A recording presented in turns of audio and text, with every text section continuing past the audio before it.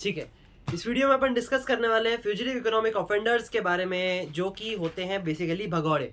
मतलब जो भी विजय माल्या और ये नीरव मोदी वाली कैटेगरी वाले लोग हैं कि इंडिया से पैसा लिया, मतलब कुछ कुछ करके पैसे वो इशू कर दिए, और उसको जब लोन रीपेमेंट की बात आई तो वो लोग देश छोड़ के भाग गए। तो अब मोस्टली ये लोग जब भाग के जाते हैं तो ये लोग जाते हैं वहाँ पे, कहाँ पे, लंदन साइड पे। मतलब लंदन ही मोस्टली वहाँ की गवर्नमेंट ऐसे करती है कि कोई भी अगर आना चाहे तो वैसी वाली कैटेगरी वाले लोग आ सकते हैं। अब ठीक है, पूरे एक्ट में समझते हैं क्या क्या है। 2018 का एक्ट है, और सबसे पहले इस वीडियो में डिस्कस क्या करने वाले हैं वो देखते हैं। इंट्रोडक्शन में समझेंगे कि होता क्या है बेसिक मतलब, फिर इकोनॉमिक ऑफेंडर की दी हुई है डेफिनेशन, दी हुई है फ्यूजिटिव इकोनॉमिक ऑफेंडर की डेफिनेशन दी हुई है, वो समझेंगे। फिर कुछ साइलेंट फीचर्स हैं, वो अपन को पता ही है कि पूरे चैप्टर में अपन को समझ में आ ही जाते हैं कि क्या क्या इंपॉर्टेंट फीचर्स हैं एक्ट के। ठीक है, फिर एक इंपॉर्टेंट आंसर यहाँ से स्टार्ट होगा। प्रोसीजर दिया हुआ है for declaration of fugitive economic offender, किसको मतलब डिक्लेयर करेंगे फ्यूजिटिव इकोनॉमिक ऑफेंडर।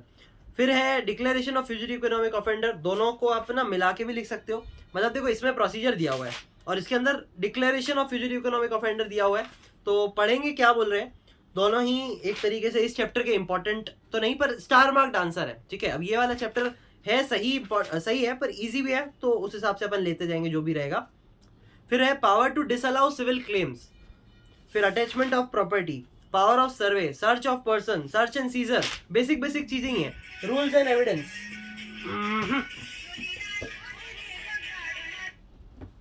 ठीक है, तो आगे देखते हैं। फिर है रूल्स ऑफ एविडेंस, फिर अपील और बार्स ऑफ ज्यूरिसडिक्शन, कुछ कुछ चीजें ऐसी सब दी हुई हैं। तो बहुत छोटा सा चैप्टर है, जल्दी से इसको भी खत्म करते हैं लेके। क्या बोल रहे हैं देखते हैं। ठीक है जी, तो स्टार्ट करते हैं इंट्रोडक्शन के साथ। क्या बोल रहे हैं तो समझेंगे। सबसे पहले इंट्रोडक्शन में ही बोला हुआ है क्लियर कि there have been several instance of economic offender feeling the jurisdiction of Indian courts, anticipating the compensement of criminal proceedings, or sometimes during the pendency of such proceedings. ठीक है, देखो, there have been several instances of economic offenders feeling the jurisdiction of Indian court, anticipating the commencement of criminal proceedings, or sometimes during the pendency of such proceedings. The absence of such offenders from Indian courts has several deleterious consequences, such as it obstructs investigation in criminal cases, it wastes precious time of court, and it undermines the rule of law in India. Basically Indian court से कोई भी offender जो भी है जिसको सुनवाई के लिए आना है इंडियन में, अब वो नहीं आ रहा है और अपना हम उसको बुलाने की कोशिश कर रहे हैं तो भी वो भाग के बैठा हुआ है और नहीं आ रहा है, सिविल प्रोसीडिंग्स को क्या बोलते हैं, उसके ड्यूटीज को फॉलो नहीं कर रहा है, ऑब्लिगेशंस को फॉलो नहीं कर रहा है, तो फिर आपका वो ऑफेंडर माना जाएगा और उसके ऊपर फिर क्रिमिनल केस चलेगा। It waste precious times of court and it undermines the rules of the law in India, तो उसको फिर बेसिक मतलब ये दिया हुआ है फ्यूजिटिव इकोनॉमिक ऑफेंडर का। Further, most of such cases of economic offences involves non-payment of bank loans, thereby varnishing the financial health of the banking sector in India. मतलब बैंकिंग सेक्टर्स की जो हेल्थ है, मतलब एक तरीके से बैंकिंग सेक्टर का जो भी पैसा वगैरह रहेगा वो लेके जा रहा है, तो फिर बैंकिंग सेक्टर की हालत खराब होती है। The existing civil and criminal provisions in law is inadequate to deal with the severity of the problem. In order to address the said problem and lay down measures to deter economic offenders from evading the process of Indian law by remaining outside the jurisdiction of Indian court, Parliament enacted a legislation, namely the Fugitive Economic Offender Bills 2018, to ensure that FEOs return to India to face the action in accordance with the law. ठीक है, तो ये लोग ये लाए ताकि वो जो भी थे ना, ये लोग जैसे हैं विजय माल्या, नीरव मोदी, तो ये लोग सब आ सकें, ठीक है, आए और अपना केस इनके पर अपन चला सकें। Fugitive economic offender act 2018 provides for measures to deter fugitive economic offender from evading the process of law in India by staying outside the jurisdiction of Indian courts, to preserve the sanctity to rule of law in India. ठीक है, मतलब ये लोग क्या है, बाहर रह रहे हैं, तो ये लोग ये एक्ट के थ्रू उनको लाने की कोशिश कर रहे हैं, पर जैसे ये बोला मैंने, लंदन में कुछ प्रोविजंस ऐसे हैं जो उनको प्रोटेक्ट करते हैं, तो इसीलिए, नहीं तो अब तक तो पकड़ के आ जाते ना, वो कई बार कहाँ कहाँ दिखता है, वो कौन है, विजय माल्या, तो इस चक्कर में पकड़ नहीं पा रही है, क्योंकि कुछ कुछ एक्ट उसको वहाँ के बचा लेते हैं लंदन के, कि हमारे पास जो भी आएगा तो उसको सिक्योरिटी मिलेगी, या वहाँ नहीं जा सकते, तो वो गवर्नमेंट के साथ बातचीत चलती रहती है, तो वही सभी बोला हुआ है। तो ये अभी अपन इंट्रोडक्शन समझा, बेसिक मतलब सिर्फ अपन को इतना समझ में आया, अब डेफिनेशन से समझते हैं क्या बोल रहे हैं, और इतना क्या बोलते हैं इन डेप्थ नहीं है, तो मैं पढ़ता जाऊंगा, आप सुनते जाना और साथ साथ रीड करते जाना, समझते जाना, कहीं डाउट लगे तो फिर अपन उसको समझेंगे। Fugitive economic offender, any individual against whom a warrant for arrest in relation to a scheduled offence has been issued by any court in India, who has left India so as to avoid criminal prosecution, or being abroad refuses to return to India to face criminal prosecutions, is a fugitive economic offender. ठीक है, देखो सबसे पहले क्या बोला कि कोई भी individual against whom the arrest warrant जिसके खिलाफ आया है, स्केड्यूल्ड ऑफेंसेस दिए होंगे उसके खिलाफ, और उसको आना है कोर्ट के अंदर, been issued by any court in India, who has left India, India ही छोड़ के भाग गया, as to avoid criminal prosecution से बचने के लिए, बीइंग अब्रॉड और रिफ्यूजेस टू रिटर्न, मतलब ये अपने कौन है, विजय माल्या जैसे, अपने तो नहीं है, विजय माल्या जैसे कि रिफ्यूज मतलब इंडिया में आने से ही मना कर रहे हैं कि भैया तुम्हें जो उखाड़ना है उखाड़ लो, मैं इंडिया तो नहीं आने वाला, ठीक है। To face criminal prosecution as a fugitive economic offender, ये लोग होंगे अपने fugitive economic offender. It may be noted that scheduled offences means an offence specified in the schedule appended to the Fugitive Economic Offender Act 2018. If the total value involved in such offences or offences is 100 crore rupees or more, ये लोग जो पैसा लेके भागे, मतलब fugitive economic offender को उसी को गिना जाएगा जिसने लगभग 100 करोड़ या फिर उससे ज़्यादा, लगभग नहीं पर 100 करोड़ या फिर उससे ज़्यादा पैसा लेके भागा है, तो उसको फ्यूजिटिव इकोनॉमिक ऑफेंडर कि उसमें माना जाएगा, और स्केड्यूल्ड ऑफेंसेस दिए हुए हैं एक्ट के अंदर, और उस हिसाब से उसको फिर क्या बोलते हैं पनिशमेंट वगैरह है जो भी रहेगा वो उसके ऊपर डिपेंड करेगा, ठीक है। फिर कुछ साइलेंट फीचर्स ही हैं, एक बार पढ़ के खत्म करते हैं इसको भी। Define the term such as fugitive economic offender, मतलब डिफाइन, ये एक्ट क्या करता है, डिफाइन करता है फ्यूजिटिव इकोनॉमिक ऑफेंडर को, की मैनेजरियल पर्सन को, और प्रोसीड्स ऑफ क्राइम को, ये आगे समझेंगे कि केएमपी और प्रोसीडिंग्स ऑफ ये क्या दिया हुआ है, पूरे चैप्टर में समझ में आ ही जाती है। फिर अटैचमेंट ऑफ प्रॉपर्टी के बारे में पढ़ने वाले हैं, survey, search and seizure, confiscation, disentitlement, administrator, appeal to high court, proceed, हाँ ठीक है। अब देखो प्रोसीड, ये सब था साइलेंट फीचर्स थे। अब है प्रोसीड्स ऑफ क्राइम क्या है, ठीक है। प्रोसीड्स ऑफ क्राइम की डेफिनेशन दी है यहाँ पे। Proceeds of crime means any property delivered or obtained directly or indirectly by any person as a result of criminal activity relating to a scheduled offense, or the value of any such property, or which or where such property is taken or held outside the country, then the property equivalent is in value held within the country or abroad, ठीक है। देखो कोई भी criminal activity जो कि schedule offence में दी होगी, उसके रिलेटेड आपने कोई भी हरकत करी होगी, तो डायरेक्टली करी हो या इनडायरेक्टली करी हो, प्रॉपर्टी के रिलेटेड हो, डिराइव्ड और ऑब्टेन, कुछ ऐसी प्रोसीड्स ऑफ क्राइम से आपने एनी प्रॉपर्टी लेने की कोशिश करी क्रिमिनल एक्टिविटी के द्वारा जो स्केड्यूल्ड ऑफेंसेस में बताई गई हैं, तो उसको फिर आप क्या बोलते हैं, उसकी वैल्यू, प्रॉपर्टी के वैल्यू के हिसाब से, या फिर और सच प्रॉपर्टी इज टेकन और हेल्ड आउटसाइड द कंट्री, उस प्रॉपर्टी अगर बाहर ली है तो उसकी कितनी कीमत होती, उसकी क्या बोलते हैं उसके बराबर की वैल्यू देखी जाएगी, और उसको फिर इक्विवेलेंटली पनिश किया जाएगा या उसको बोला जाएगा ऐसा। Then the property equivalent is held within the country और अब्रॉड, ठीक है। मतलब अगर कंट्री बाहर है तो कितनी कीमत की होती है, और वही सब बात करी हुई है, तो उसको प्रोसीड्स ऑफ क्राइम में बोला हुआ है। अब ये स्केड्यूल्ड ऑफेंसेस कौन से हैं, ये इतनी डिटेल में तो अपन को नहीं दिए, पर क्या क्या है ना, मैं एक बार ऊपर से पढ़ लेता हूँ। ये सब मनी लॉन्ड्रिंग और जितने भी अपन ने पढ़े ना, बेनामी और वो सब, बेनामी अपन पढ़ने वाले हैं। क्या बोला हुआ देखो, certain offences under the Indian penal code, IPC, the Negotiable Instrument Act, the Reserve Bank of India Act, Central Excise Act, Custom Act, Benami Property Transaction Act, Prevention of Corruption Act, Exchange Board of India Act, Securities and Exchange Board of India Act, Limited Liability Partnership Act, FICRA और Companies Act, और black money का act है जो एक, फिर IBC, ऊपर अपन ने IPC देखा था, ये IBC है, फिर सेंट्रल गुड्स एंड अपना ये GST वाला एक्ट है। वो सब एक्ट के थ्रू जितने भी ऑफेंसेस दिए होंगे ये सब होंगे स्केड्यूल्ड ऑफेंसेस, और उसके थ्रू आपने कुछ प्रॉपर्टी लेने की कोशिश करी या कुछ भी कहीं पे भी वो लगाया आपने, तो उसको प्रोसीड्स ऑफ क्राइम कहा जाएगा। ठीक है, आगे बात करते हैं। क्या बोल रहे हैं, procedure for declaration of fugitive economic offender. क्या प्रोसीजर है कि किसको अपन फ्यूजिटिव इकोनॉमिक ऑफेंडर घोषित करेंगे। पहला आंसर स्टार्ट करते हैं। Where the director appointed for the purpose of the Prevention of Money Laundering Act 2002 or any other act not below the rank of deputy director authorized by the director has reason to believe, the reason for such belief is to be recorded in writing on the basis of material in his possession that any individual is a fugitive economic offender, he may file an application in such form as prescribed manner in the special court that such individual may be declared as a fugitive economic offender।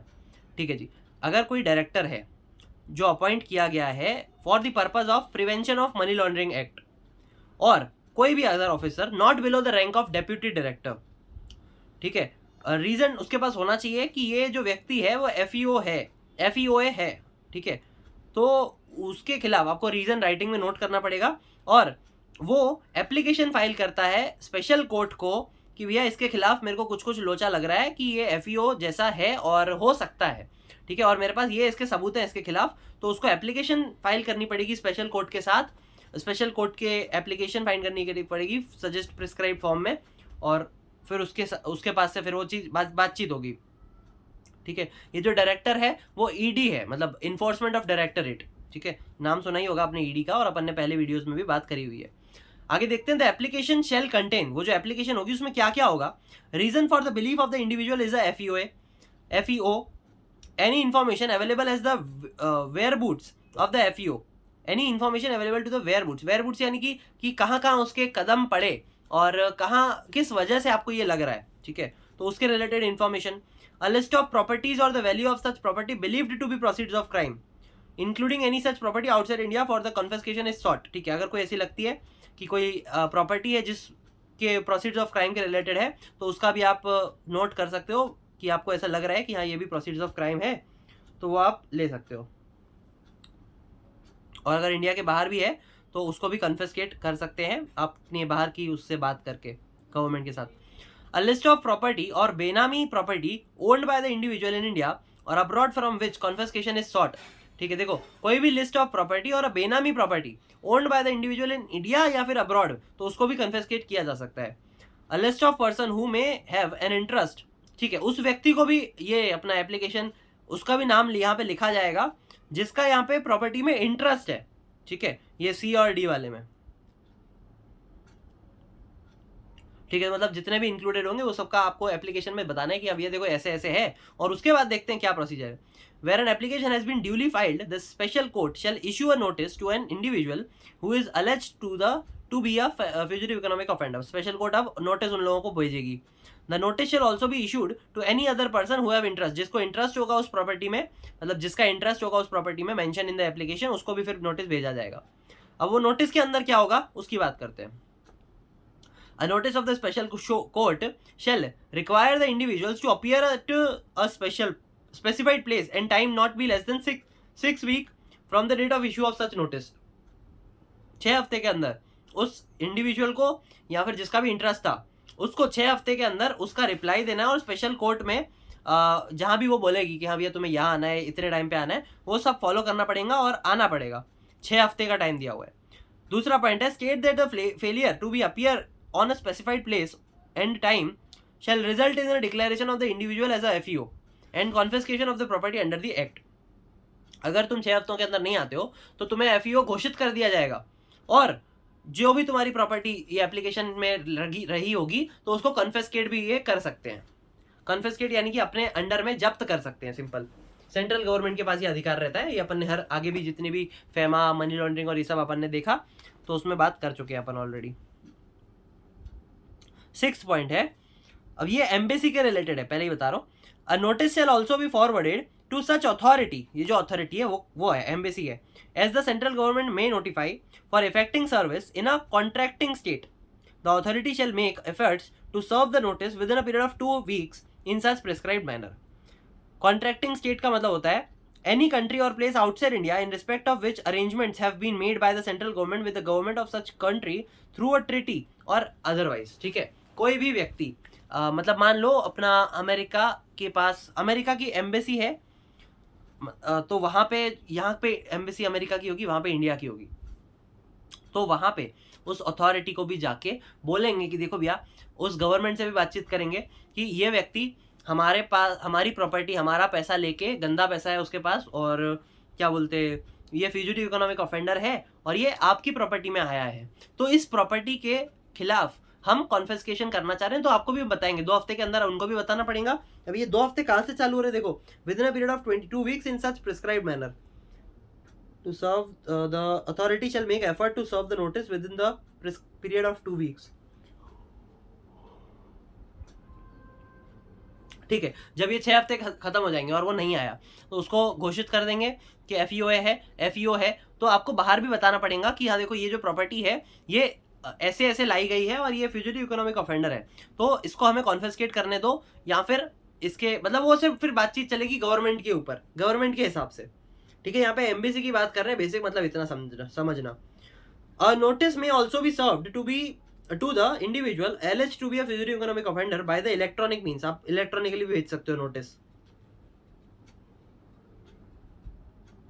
Where any individual to whom notice has been issued by the special court shall appear in person at the place and time specified in the notice, the special court may terminate the proceedings under the act। मतलब वो terminate भी कर सकती है under the act कि ये जो कार्यक्रम हो रहा है वो नहीं है बराबर, तो उसको terminate भी किया जा सकता है। Where any individual may to whom notice has been issued shall appears in person at the place and time। मतलब वो आ गया, ठीक है, कोर्ट में, और कोर्ट, स्पेशल कोर्ट को ऐसा लगा कि हाँ भैया ये हम गलत थे और ये ऐसा कुछ नहीं है, ये बराबर है बंदा, तो फिर उसको टर्मिनेट भी कर सकते हैं उस ऑर्डर को, प्रोसीडिंग्स को। आगे 9th पॉइंट देखते हैं। Where any individual to whom notice has been issued fails to appear at the place and time specified in the notice but enters appearance through counsel, the special court may in its discretion give a period of 1 week to file a reply to the application. अगर यहाँ पे मतलब एक तरीके से further आपको 1 हफ्ते का एक्सटेंशन दिया जा रहा है। अब वो व्यक्ति आया तो नहीं, पर उसने काउंसिल के थ्रू ये बोला कि हाँ भैया देखो अभी मैं आ नहीं पाया पर मैं आऊंगा, तो वो आपको 1 हफ्ता दिया हुआ है कि but enter appearance through council, council के थ्रू आया तो 1 हफ्ते का आपको और समय दिया जाता है कि ठीक है भैया तू और आ, क्या बोलते, आपको 1 हफ्ते का और टाइम दे देते हैं, अपने आप को प्रूव कर। अब है 10th point. Where any individual to whom notice has been issued fails to enter appearance in either in person or through counsel, and the special court is satisfied that the service of notice has been effected of such party, or that notice could not be served in spite of best efforts because such individual has invaded the service of notice, it may, after recording reason in writing, proceeds to hear the application।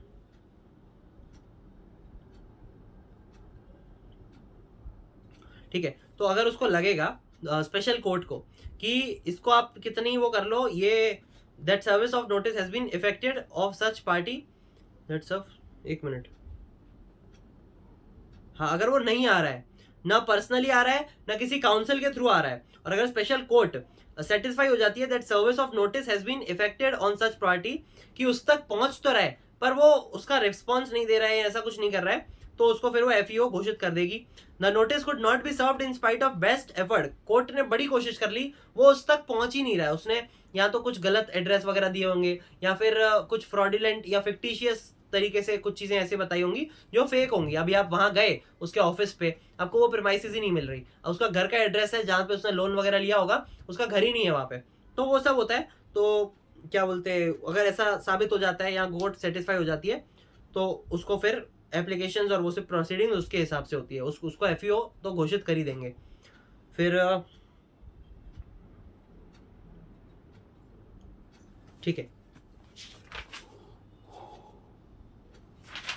और अगर वो देखो council के through भी नहीं आया और personally भी नहीं आया, पर and the special court is satisfied that the service of notice has been effected of on such party, जो ये सर्विस है क्या बोलते हैं नोटिस की, मतलब नोटिस उसको भेजा गया, उस तक इफेक्ट हुआ इसका, और that notice could not be served in spite of best effort because such individual has evaded service of notice, यानी कि उसने कुछ छुपाने की या फिर अपनी आइडेंटिटी छुपाने, जो अपन ने देखा भाई, it may after recording reason in writing proceeds to hear the application, वो लोग राइटिंग में नोट कर लेंगे कि भैया देखो हमको ये लगा, उसको नोटिस में क्या बोलते राइटिंग में रिकॉर्ड कर देंगे कि हमने इतनी सारी कोशिश कर ली, पर इसने ऐसी कुछ चालसाजियां करी हुई हैं जिस तक इस तक पहुंच ही नहीं, मतलब जब जैसे इस तक पहुंच ही नहीं सकता। तो इस वजह से फिर प्रोसीजर ऑफ हियरिंग उस हिसाब से होगी, और वही अपन ने जो बात करी वही सिंपल प्रोसीजर एक बार वापस देख लेते हैं। सबसे पहले ईडी को अगर लगता है तो वो क्या बोलते हैं एफईओ तक उसके लिए एफईओए है कोई, तो उसको स्पेशल कोर्ट तक आपको एप्लीकेशन करना पड़ेगा। एप्लीकेशन में अपन ने देखी कुछ चीज़ें थी, reason, information, list of property, और जो ओनर है या इंडिविजुअल जिसको बिलीव आप करते हो कि ये कर सकता है तो उसको कॉन्फिस्केशन के लिए भी आप बोल सकते हो, और अगर किसी व्यक्ति का भी इंटरेस्ट है तो उसका भी नाम लिखा जा सकता है यहाँ पे। फिर एप्लीकेशन आप क्या बोलते हैं उस स्पेशल कोर्ट को भेजी जाती है, स्पेशल कोर्ट फिर इंडिविजुअल को भेजता है, इंडिविजुअल के अलावा फिर जो इसका इंटरेस्ट होता है जो उसमें लिखा होगा एप्लीकेशन में उसको भी भेजेगा। नोटिस में अपना 6 हफ्ते का पीरियड दिया था, और अगर वो नहीं आता है तो उसको एफईओ बोल देंगे, ये बात करी अपन ने। फिर 6 पॉइंट में एम्बेसी के रिलेटेड देखा कि 2 हफ्ते उसको भी देते हैं कि 2 हफ्ते में आप मतलब 2 हफ्ते उसके लिए भी होंगे कि आप एम्बेसी तक भी नोटिस भेज सकते हो और उसको भी बता सकते हो। 7वें पॉइंट में इलेक्ट्रॉनिक मीन से भेज सकते हैं। फिर अगर वो 8वें पॉइंट में अपीयर नहीं होता है इन पर्सन तो उसको द स्पेशल कोर्ट में terminate the proceedings under the, अच्छा ठीक है अपीयर तो हो रहा है और ये भी प्रूव हो गया था कि उसकी कोई गलती नहीं है, तो फिर टर्मिनेट कर दी जाएगी प्रोसीडिंग्स। फिर 9th पॉइंट में बोला कि अगर वो अपीयर नहीं होता है तो 1 हफ्ते का उसको फर्दर एक्सटेंशन मिलता है अगर वो काउंसिल के थ्रू आने की कोशिश करता है तो, और अगर दोनों ही तरीके से नहीं आता है, फेल्स टू इधर अपीयरेंस इधर इन पर्सन और थ्रू काउंसिल, तो फिर उसको क्या बोलते देखा जाएगा कि हमने बेस्ट कोशिश कर ली पर वो नहीं आया तो उसकी प्रोसीडिंग फिर उस हिसाब से होगी। सिंपल ये था प्रोसीजर, और एक ही आंसर है इसका मोस्टली तो इंपॉर्टेंट, बाकी सब तो सिर्फ पढ़ने लायक ही है। पढ़ते जाते हैं, खत्म करते हैं फटाफट। Declaration of fugitive economic offender. After hearing the application, the special court is satisfied that an individual is a fugitive economic offender. It may, by an order, declare the individual as a fugitive economic offender for reason to be recorded in writing. On a declaration, the special court may order that any of the following properties stated confiscated to the central government. The proceeds of crime in India or abroad, whether or not such property is owned by the fugitive economic offender, and any other property or benami property in India और abroad owned by the FEO, तो उसको वो लोग confiscate कर लेंगे। Third, the confiscation order of the special court shall to the existent possible identify the property in India और abroad the constitute proceeds और crime which are to be confiscated and in case of such property cannot be identified quantify the value of proceeds of crime। ठीक है, अगर उसकी property को identify नहीं किया जा रहा है कि कौन सी प्रॉपर्टी उसने हेल्ड करी है और क्या बोलते हैं एफईओ हो सकती है उसके अंदर प्रोसीड्स ऑफ क्राइम के थ्रू है, नहीं बताया जा रहा है, नहीं पता चल पा रहा है, तो उसको फिर उसकी वैल्यू के बराबर अपन क्वांटिफाई कर सकते हैं कि देखो तेरी प्रोसीड्स ऑफ क्राइम इतने वैल्यू के हिसाब से है, वो फिर देखी जाती है वैल्यू। और शेड्यूल्ड ऑफेंस में ये भी सब स्पेसिफाई किया होता है, अपन को इतना डेप्थ में नहीं दिया है तो अपन उसी के अंदर जाएंगे, मतलब जितना दिया है उस हिसाब से रेलेवेंट चीजें ही पढ़ेंगे। The confiscation order of the special court shall separately list and order other property owned by the fugitive economic offender in India which is to be confiscated. Where the special court has made an order for confiscation of any property and such property is a contracting state, the special court may issue a letter of request to a court or authority in the contracting state for execution of such order.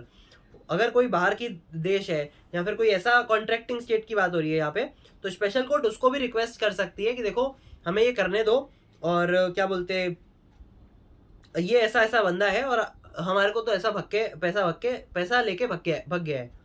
Simple. Every letter और request of the terminated every letter of request to be terminated to a contracting state shall be terminated in such form and manner as the central government may by the notification specify in this behalf. The special court may, while making the confiscation order, exempt from confiscation any property which is proceeds of crime in which any other person other than the fugitive economic offender has an interest, if it is satisfied that such interest is acquired bona fide and without knowledge of the fact that the property was proceeds of crime. अगर वो जो भी है व्यक्ति उसने ये साबित कर दिया कि जो भी गलती हुई है वो उसकी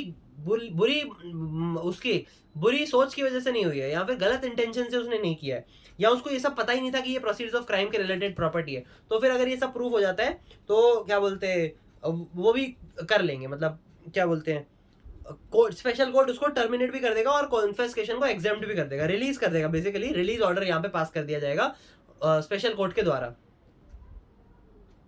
All the rights and titles in the confiscated property shall, from the date of the confiscation order, vest in the central government free from all encumbrance. ठीक है, जितने भी क्या बोलते हैं टाइटल्स रहेंगे, जो भी कॉन्फिस्केट होंगे, प्रॉपर्टी कॉन्फिस्केट होगी सेंट्रल गवर्नमेंट के द्वारा, from the date of the confiscation order in the central government free from all encumbrance. उस पर कोई भी अगर कोई बाकी होगा, मान लो उसके ऊपर कोई लोन चल रहा है, तो वो सेंट्रल गवर्नमेंट लोन नहीं भरने वाली. ठीक है, वो फिर उसी से लेंगे, क्या बोलते हैं, एफईओ से. Where on the conclusion of the proceedings, the special court finds that the individual is not a fugitive economic offender, the special court shall order release to or property of release of property or record attached or seized under these act to the person entitled to receive it. ठीक है, अगर लगता है कि हाँ भैया ये सही है व्यक्ति, तो क्या बोलते हैं, एफईओ नहीं है, एफईओ नहीं है, फ्यूजिटिव इकोनॉमिक ऑफेंडर नहीं है, तो उसको रिलीज ऑफ प्रॉपर्टी ऑर्डर भी पास करेंगे, और जो भी अटैच वगैरह रहेंगे रिकॉर्ड्स और सीज जो भी करा होगा आपने, वो सबको रिसीव कर दिया जाएगा उस व्यक्ति के द्वारा, मतलब हमारी तरफ से छोड़ दिया जाएगा, और वो फिर उस चीज़ को ले सकता है. फिर 10th पॉइंट देखते हैं. फिर एक और चीज़ बताता हूँ. Whether an order releasing the property where an order releasing the property has been made by the special court, the director or the any other officer authorised by him in this behalf may withhold the release of any such property or record for a period of 90 days from the date of receipt of such order, if he is of the opinion that such property is relevant to appeal proceeding under the act. मतलब अभी के लिए तो release कर दिया, पर वो जो रिलीज है वो विदहोल्ड कर सकते हैं 90 दिन के लिए, कि तू देख ले, पर 90 दिन तक तो ये हमारी अंडर में ही रहेगा, कि हमें अगर बाई चांस शक हुआ या ऐसा लगा कि नहीं अभी भी कुछ तो लोचा है, ये धांधलेबाज व्यक्ति है, तो इस वजह से हम उसको विदहोल्ड करके रख सकते हैं. Withhold the release of any such property of records for a period of 90 days. ठीक है, तो अपने पास ले सकते हैं. ये अपन ने डिक्लेरेशन देखा फ्यूजिटिव इकोनॉमिक ऑफेंडर का, तो ये भी सिंपल ही था जब अपन ने सबसे पहले स्पेशल कोर्ट की बात करी. फिर प्रोसीड्स ऑफ उसमें देखा कॉन्फिस्केट कर सकती है सेंट्रल गवर्नमेंट. फिर कॉन्फिस्केशन ऑर्डर आ सकता है स्पेशल कोर्ट का, और properties can not be identify, तो उससे फिर quantify the value of proceeds of crime के बेसिस पे करेंगे. स्पेशल कोर्ट कॉन्फिस्केट कर सकता है, सिंपल वही सारी रिपीटेड बातें ही हैं. Issue of letter request to court of authority in the contracting state में भी आप अपना वो इशू कर सकते हो रिक्वेस्ट, और उसको बोल सकते हो कि देखो ये ऐसा व्यक्ति है. Request to be transmitted to a contracting state. ठीक है, ये ट्रांसमिटेड वाला पॉइंट अपन ने शायद नहीं देखा क्या. एवरी लेटर और request to be transmitted to a contracting state shall be transmitted in such form and manner as the central government may by the notification specified in this behalf. ठीक है, अगर उनको लगता है कि contracting state को every letter or request of the transmitted to a contracting state shall be transmitted in such form and manner. ठीक है, उस contracting state को भी वो जो ऑर्डर या रिक्वेस्ट रहेगी वो उसको भी भेजा जाएगा, ताकि आप भी देख सको, और अगर लगता है तो फिर उसी के अंडर में वो चीज़ें हो जाएंगी काम. फिर स्पेशल कोर्ट देखेगा कि जो वो है फ्यूजिटिव इकोनॉमिक ऑफेंडर नहीं है, तो उसको कॉन्फिस्केशन से हटाया जाएगा, एग्जेम्प्ट किया जाएगा उससे, जिसने बॉनिफाइड और गुड इंटेंशन में किया होगा और without knowledge of the fact कि प्रॉपर्टी प्रोसीजर ऑफ क्राइम के रिलेटेड है. फिर देखा अपन ने कि सेंट्रल गवर्नमेंट रहेगी free from all encumbrance. Special court उसको रिलीज ऑर्डर पास कर सकती है अगर वो एफईओ नहीं है तो, और 90 दिन का रिलीज ऑर्डर वो लोग विदहोल्ड कर सकते हैं कि अपने पास रख सकते हैं. ठीक है जी, सिंपल इतना ही था. अब एक छोटी सी ज्ञान की बात दी हुई है, पढ़ लेते हैं वो भी. Vijay Mallya becomes India's first declared fugitive economic offender, क्योंकि उसकी अमाउंट ही इतनी बड़ी थी. देखो, fugitive economic offender act FEO comes into effectively on July 25, 2018.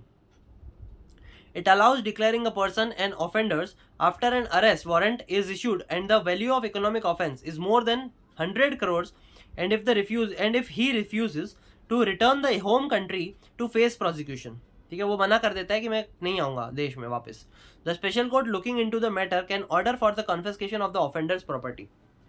ठीक है, तो अपन को पता ही है कि विजय माल्या ने अपना पंजाब नेशनल बैंक से लोन उठाया था 2 बंदों के द्वारा, उसको थोड़ा बहुत पैसा वैसा खिला के, और क्या बोलते पैसा लेके भाग गया. अब जब वो लोग मांगने आए पीएनबी वालों के पास से, जहां उसने पैसा लगाया था, पीएनबी से लोन लिया था, नहीं उसने लोन लिया था कहीं से, और पीएनबी से उसने गारंटी ली थी. 2 बंदों से बोला था कि अपना ये ऐसे ऐसे कर लो, और पीएनबी के थ्रू उसको गारंटी मिल गई थी कि अगर बाई चांस ये लोन नहीं रीपे कर पाता है तो फिर पीएनबी करेगी। और क्या बोलते, जब पीएनबी के पास वो अथॉरिटी गई कि इसको क्या बोलते इस ये तो हमारा लोन नहीं पे कर पाया, रीपे नहीं कर पाया, आप सिक्योरिटी हो, अब हम आपसे मांगेंगे, ठीक है। तो अब जब पीएनबी को पता चला कि उसको तो पता ही नहीं है, उन लोगों ने बोला कि भैया ये तो नाक के नीचे से हमारे दो ये कौन से बंदे हैं, और मतलब पता है कौन से हैं, पर हमारी नाक के पीछे से हमें पता ही नहीं चला, इन्होंने पता नहीं कैसे कैसे सब कुछ कर दिया, और पीएनबी को पता ही नहीं है, ऑफिशियल रिकॉर्ड्स में था ही नहीं। तो वो लोगों ने सिर्फ ऐसे ही गारंटी पास कर दी और ये सब हुआ, और जैसे तैसे उन लोगों ने पीएनबी के बिना परमिशन दे दी कि एज अ गारंटी आप पीएनबी रहोगे। तो वो सब कुछ केस चला और इंडिया फिर ये छोड़ के भाग गया। तो इस वजह से ये अपना विजय माल्या कैटेगरी वाले लोग ऐसे हैं, ठीक है। तो सिंपल है। आगे देखेंगे power to disallow civil claims, ठीक है। Power to disallow civil claims notwithstanding anything contain in any other law for the time being in force. Notwithstanding का मतलब होता है कि मैं किसी की नहीं मानूंगा, मैं सुपीरियर हूँ, ठीक है। ये अपन सारे टर्म्स कंपनी लॉ में पढ़ेंगे, किसी ने पढ़ा होगा तो आपको पता ही होगा। Notwithstanding anything contain in any other law for the time being in force on a declaration of an individual as a fugitive economic offender, any court or tribunal in India in any civil proceeding before it may disallow such individual from putting forward and defending any civil claim, ठीक है। उसको मना करेंगे कि कोई तू defend नहीं कर सकता इन एनी सिविल क्लेम, और एनी कोर्ट, ठीक है, सिविल क्लेम नहीं कर सकता, वो सिंपल इतना ही बोला है।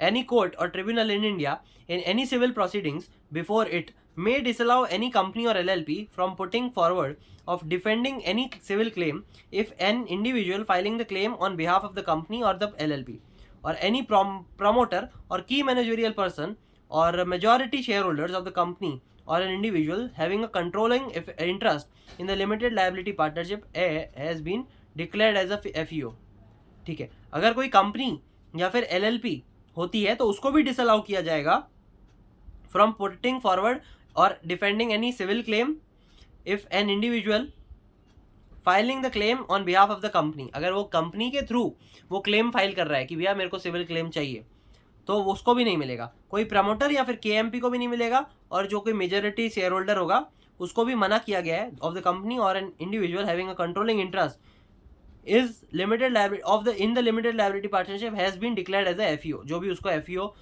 घोषित होगा, तो ये सब के लिए भी मना किया है कि वो सिविल क्लेम नहीं कर सकते। अटैचमेंट ऑफ प्रॉपर्टी देखो क्या बोल रहा है द डायरेक्टर, आगे पढ़ रहे हैं, ये देखो सिर्फ पढ़ने वाली चैप्टर है, आप भी एक बार सिर्फ रीड मार लेना ये वाले चैप्टर को, और अपने तरीके से प्रोसीजर वगैरह आप समझा के भी लिख सकते हो। आपको पूरे प्रोसीजर जो मेन था ना वो स्टार्टिंग में इसीलिए अपन ने ले लिया कि उसको अपन खत्म कर दें, ठीक है। आगे देखते हैं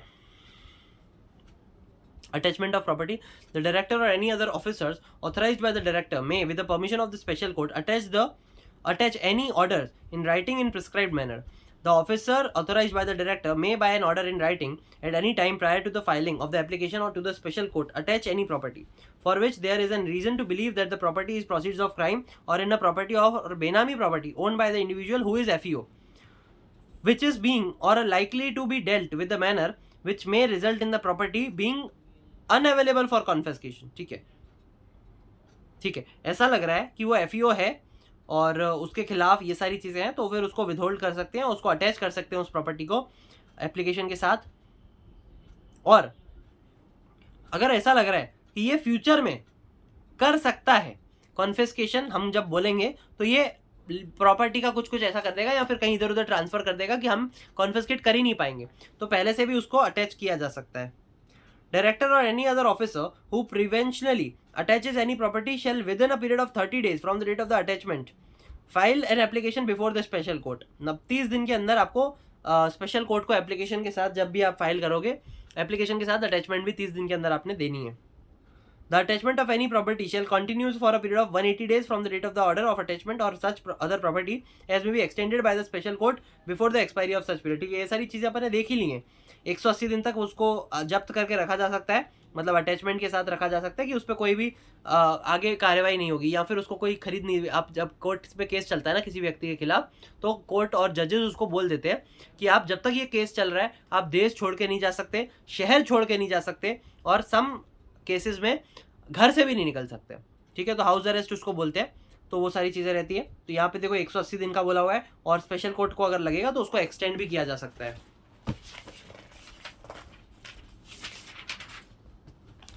ठीक है, अब देखेंगे पावर ऑफ सर्वे।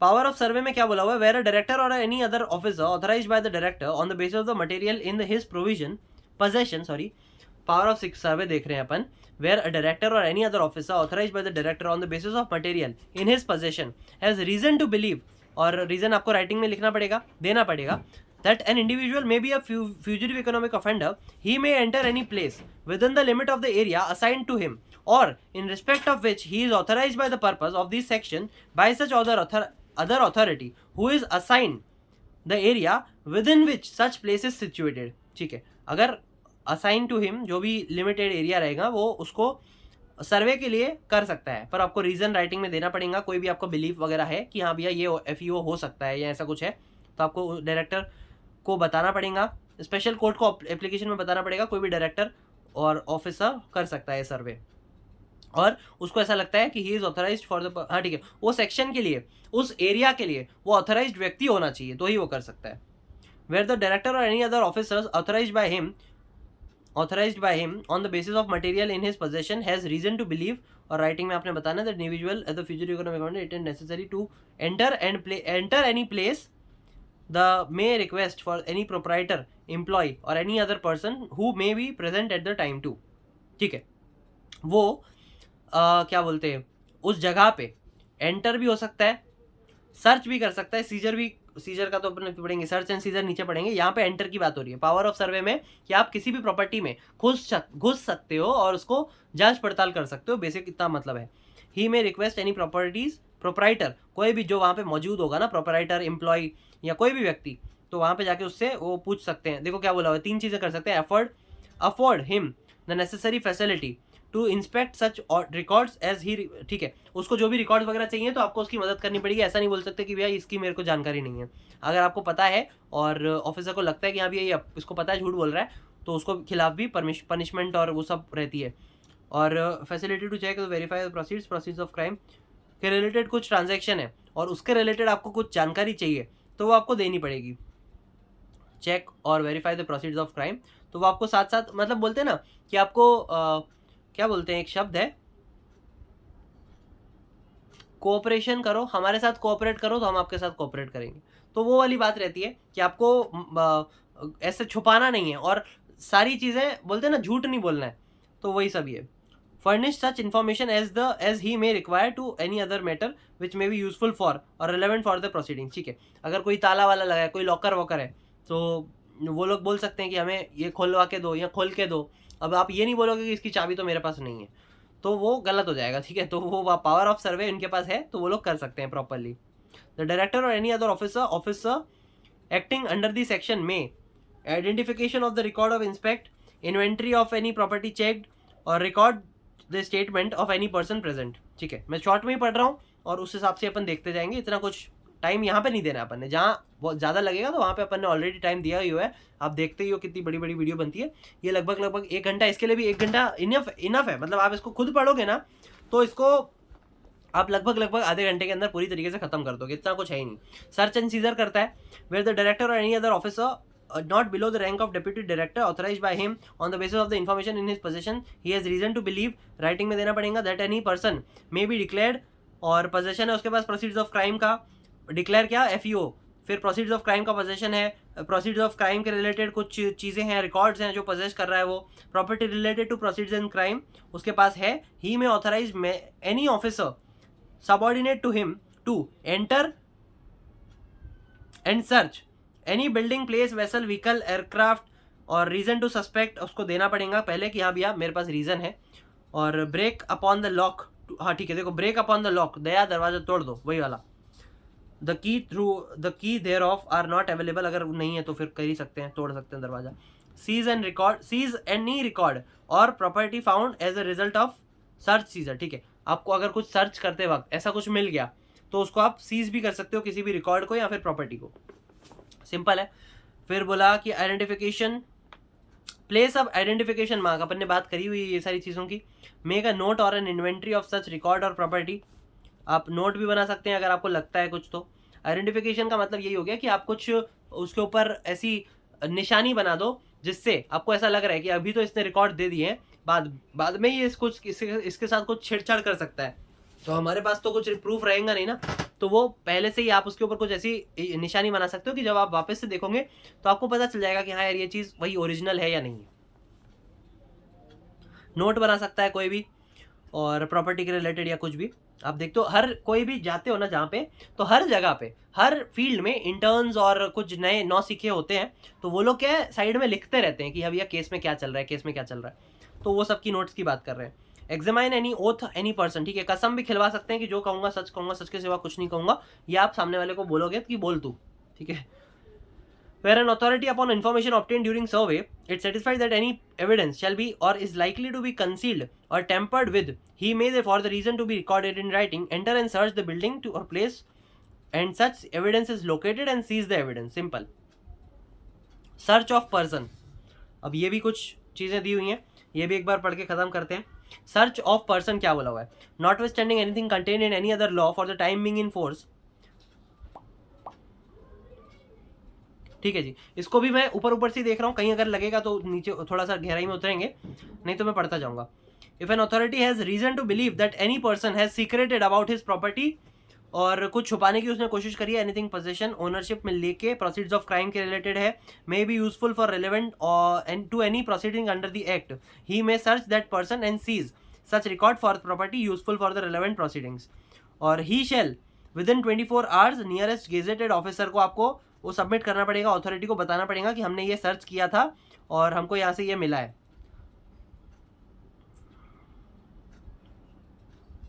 ठीक है। He shall if such person so requires take such person, 24 घंटे के लिए वो उसको अपने साथ गिरफ्तार करके या फिर कहते हैं ना कि उसको बंदी बना के लेके जा सकते हैं।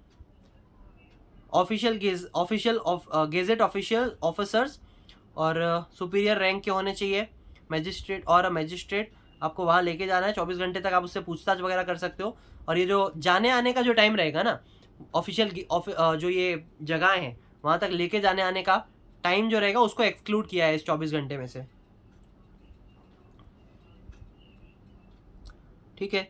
आप अपना सुपीरियर रैंक के जो भी ऑफिसर रहेंगे वहाँ पे लेके जा सकते हो, मैजिस्ट्रेट कोर्ट्स में लेके जा सकते हो, और वहाँ पे ये सारी चीज़ें पूछताछ रहेंगी वहाँ पे। If the requisite is made not written more than 24 hours prior to take him before the official officers superior in rank, ठीक है। आप 24 घंटे से ज़्यादा नहीं उसको अपने पास रख सकते हो, रिक्वाइजेशन इज मेड, मतलब आपको उसको छोड़ना पड़ेगा 24 घंटे के अंदर, मतलब 24 घंटे होते ही, अगर ऐसा प्रूफ नहीं हुआ है कि वो ही गिल्टी है। The gazetted officers and magistrate before from any such broad shall be no reason below one to forthwith discharge, ठीक है। अगर कोई उनको रीज़न नहीं मिलते हैं सर्च करने के, या कुछ ऐसा लगता है कि कोई भी रीजनेबल ग्राउंड्स नहीं है, तो उसको फोर्थविथ डिस्चार्ज करना पड़ेगा उसको, such person without, but otherwise shall direct the search be made, ठीक है। अगर कुछ ऐसा है कि आपको कहीं भी अभी भी शंका है तो आप उसको सर्च के लिए और बुला सकते हो वापस से। Before making the search authority shall 2 और more person to attend and witness, ठीक है। Before making the search the authority shall call upon 2 और more person to attend and witness the search and search shall be made in the presence of such person, ठीक है। जब आप search कर रहे होगे ना, आपके साथ 2 विटनेस भी होने चाहिए, कि आप कुछ ऑफिसर्स भी को तो कोई लोचा नहीं कर रहा ना, तो वो 2 विटनेस ऑफिसर के साथ भी होने चाहिए कि हाँ साथ में 2 व्यक्ति या 2 से ज़्यादा होने चाहिए। The authority shell prepare a list of record और प्रॉपर्टी सीज, ठीक है। अथॉरिटी को भी लिस्ट और प्रॉपर्टी लिस्ट रखनी है कि क्या क्या उसने क्या बोलते जब्त किया या सर्च किया, और सारा रिकॉर्ड मेंटेन करना है, और उसको फिर आपको साइन सिग्नेचर वगैरह करवा के विटनेस के पास से भी उसको फिर सबमिट करना है। No female shall be searched by anyone except a female, the authority shall record the statement of the person search in, ठीक है। उस स्टेटमेंट भी आप रिकॉर्ड कर सकते हो कि वो बोलते हैं ना कि क्या बोलते हैं यार, मेरे को अभी ध्यान नहीं आ रहा, पर आपने पिक्चरों वगैरह में देखा होगा कि ऑडियो में रिकॉर्डिंग करते हैं या फिर रिटर्न में तो लिखते ही हैं। जैसे एफआईआर में कैसे होता है कि लिखते हैं पूरा का पूरा क्या क्या हुआ, केस पूरा लिखते हैं। और कई बार रिकॉर्ड भी किया जाता है कि देख अब तू मान रहा है और इसको अब देखो रिकॉर्ड करना पड़ेगा कि एक तरीके से तू हाँ बोल रहा है कि हाँ ये अब मैंने ही किया है, तो वो आप रिकॉर्ड्स भी ले सकते हो उसकी स्टेटमेंट को। ठीक है, आगे बढ़ते हैं। Rules of evidence. Rules of evidence में क्या है, देखो यहाँ पे बेसिकली रूल्स ऑफ एविडेंस सिर्फ इतना बोलता है कि डायरेक्टर प्रूफ करेगा यहाँ पे कि मैं क्यों बोल रहा हूं कि ये एफईओ है। ठीक है,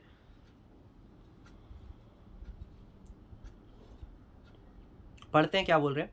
the burden of a proof of establishing that an individual is a FEO, that a property is the proceeds of crime or any property is being individual alleged by the fugitive economic offender as an interest shall be on a director or the person authorized by the director to file an application, notwithstanding anything contained in any other law for the time being in force where any person claims that any interest in a property has acquired bona fide without and without knowledge of the fact that such property constitutes proceeds of crime, the burden of providing such fact shall be lie upon him।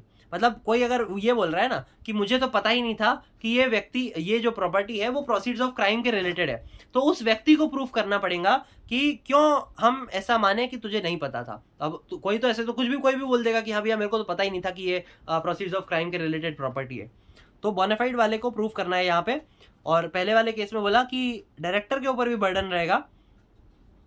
हाँ देखो अपन ने ये जब procedure वगैरह भी पढ़े तो आप वो बता रहे हो ना स्पेशल कोर्ट को, आपके पास रीजंस होने चाहिए, राइटिंग में आपको बताना, तो यहाँ पे डायरेक्टर प्रूफ करेगा।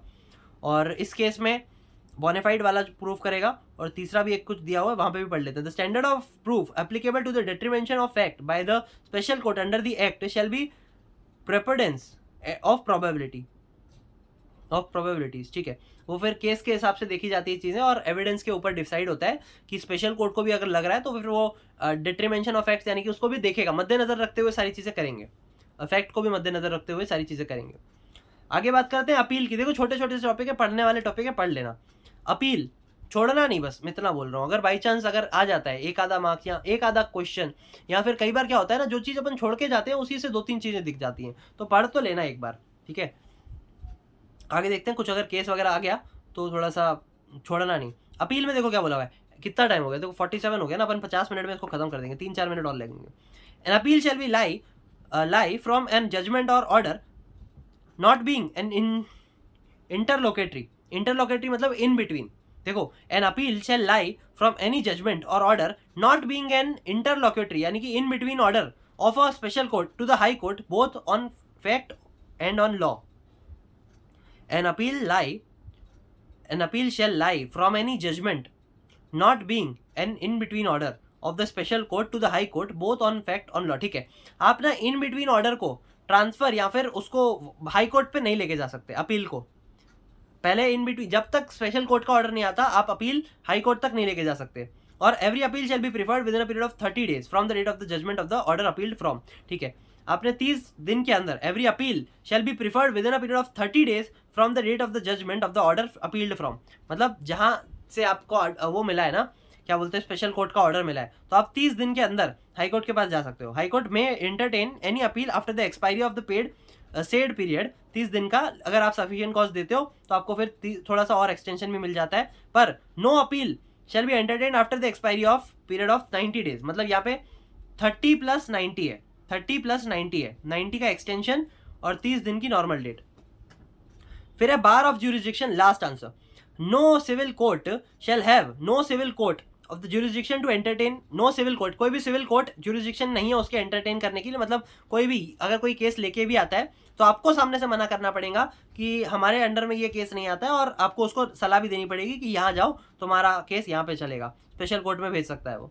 ठीक है, स्पेशल कोर्ट के अलावा कोई नहीं कर सकता, सिंपल इतना ही बोला हुआ है। ओवरराइडिंग इफेक्ट भी है कुछ, देखो। The provision of fugitive economic offender act shall have effect notwithstanding anything inconsistent therewith contained in any other law for the time being in force. मतलब वो ये जो एफईओ बोलेगा वो सुपीरियर माना जाएगा किसी भी लॉ के ऊपर। ठीक है, तो इसी के साथ अपना ये छोटा सा टॉपिक था, अपन ने सारी चीजें देख ली। पढ़ लेना अच्छे से, एक बार इंट्रोडक्शन एक बार देख लेना। मतलब देखो क्या क्या पढ़ोगे ना, एफईओ की एक बार डेफिनेशन देख लेना, प्रोसीजर तो ध्यान से कर ही लेना, ठीक है, प्रोसीजर देख लेना और ये डिक्लेरेशन ऑफ एफईओ देख लेना।